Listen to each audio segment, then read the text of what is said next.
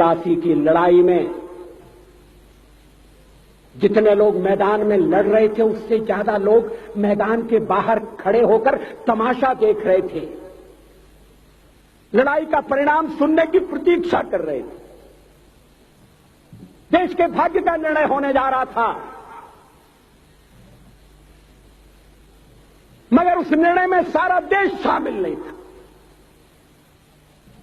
विदेश मंत्री के नाते मैं अफगानिस्तान गया था। आपको सुनकर ताज्जुब होगा, अफगानिस्तान के अपने मेजबानों से मैंने कहा मैं गजनी जाना चाहता हूं, गजनी। पहले वो मेरी बात उनकी समझ में नहीं आई, कहने लगे गजनी तो कोई टूरिस्ट स्पॉट नहीं है, गजनी में कोई 5 स्टार होटल नहीं है, गजनी में आप जाकर क्या करेंगे, गजनी में आप जाकर क्या देखेंगे। मैं उन्हें पूरी बात नहीं बता सकता।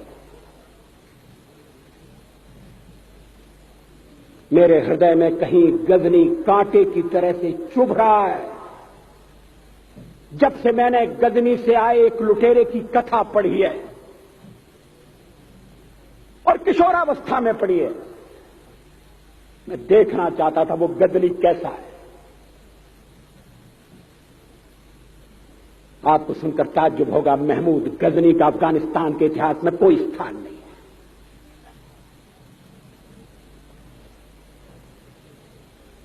गजनी छोटी सी जगह है, छोटा सा गांव है। कल्पना करिए, सैकड़ों साल पहले वहां धूल उड़ती थी, झोंपड़ियां थी, मगर एक लुटेरा लुटेरों को इकट्ठा करता हुआ सोने की चिड़िया को लूटने के लिए चला आया। आपस की फूट से जो राजा है वो लड़ेगा, जो क्षत्रिय है वो लड़ेगा। हमने समाज के बहुत बड़े वर्ग को लड़ने के अधिकार से वंचित कर दिया। हमने उन्हें हथियार नहीं उठाने दिए। मार्शल नॉन मार्शल के आधार पर हमने समाज को बांट दिया। वो लुटेरा सोमनाथ के मंदिर तक चला गया, पुजारी देखते रहे। मंदिर की पूजा भक्तों को करना पड़ती है, मंदिर तो एक प्रेरणा का केंद्र है।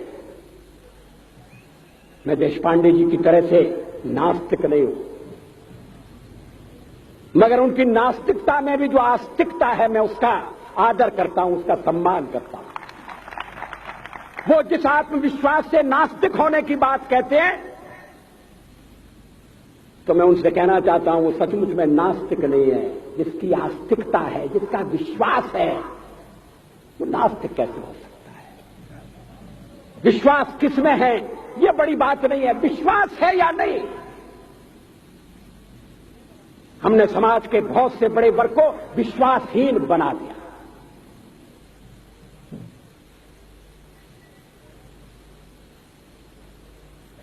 लोगों ने हथियार नहीं उठाए, वेद पढ़ने के दरवाजे बंद कर दिए। इसलिए हम पादाक्रांत हुए। अफगानिस्तान में मैंने एक बात और देखी। मुझे जिस होटल में ठहराया गया उसका नाम था कनिष्क। अफगानिस्तान एक मुस्लिम देश है। मुझे बड़ा ताज्जुब हुआ, मैंने कहा कनिष्क यहां कहां से आए। तो मेरे साथ अफगानिस्तान के विदेश मंत्री थे। मैंने कहा कनिष्क आपका कौन लगता है, कनिष्क से आपका क्या संबंध है। कहने लगे कनिष्क हमारा पूर्वज है, कनिष्क हमारा पुरखा है। He was one of our four father. मैंने कहा तब तो हमारे आपके पुरखे एक हैं। अफगानिस्तान के लोगों ने उपासना पद्धति बदली है, संस्कृति नहीं बदली है। आज के भारत के परिवेश में यह सुनने के बाद थोड़ा विचित्र लगता है। हमारे यहां तो धर्मांतरण के साथ राष्ट्रांतरण होता है, ऐसा दृश्य दिखाई देता है।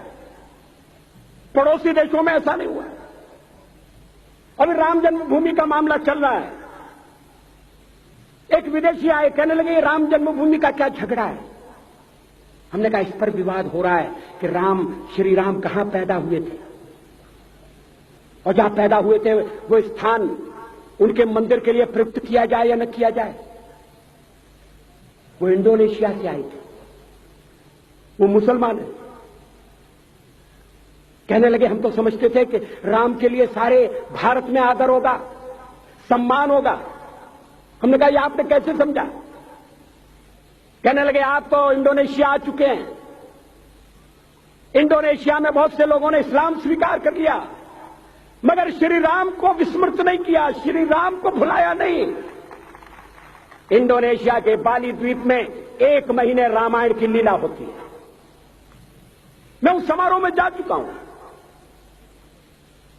उस समय भी विदेश मंत्री मेरे पास बैठे थे। मैंने कहा ये रामायण ये क्या हो रहा है। मैंने कहा एक्सीलेंसी ये मंच पर क्या हो रहा है। कहने लगे एक्सीलेंसी आपको पता होना चाहिए। हमने कहा मुझे तो पता है मगर मैं जानना चाहता हूं। कहने लगे ये रामायण है, ये राम है, ये लक्ष्मण है, ये सीता है। हमने कहा इनसे आपका क्या संबंध है, आप तो मुसलमान हैं। कहने लगे हमारा संबंध बहुत पुराना है, हमारा तब का संबंध है जब हम मुसलमान नहीं हुए थे। थाईलैंड की राजधानी अयोध्या कही जाती है। थाईलैंड के राजा को आज भी राम कहा जाता है।